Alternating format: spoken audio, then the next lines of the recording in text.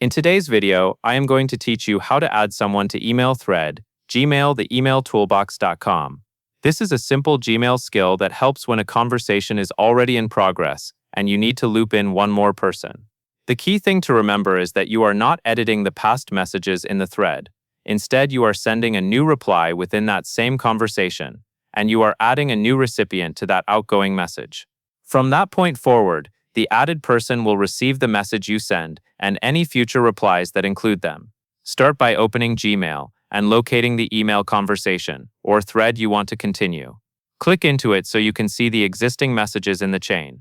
Take a moment to confirm you are in the correct thread, because adding someone will share whatever you write in your next reply, and it will also show the prior messages that are included in the quoted history of your reply. Next, choose how you want to respond. If you only need to reply to the last sender, click Reply. If you want everyone currently on the email to receive your next message, click Reply All. This choice matters because Reply All keeps the group included, while Reply is more limited. Now look at the recipients area at the top of the Compose window. Click into the To field or directly into the line where the recipients are listed. This activates the address entry area so you can add another person. Type the email address of the person you want to add. As you type, Gmail may suggest matching contacts. Make sure you select or enter the correct address to avoid sending the thread to the wrong person.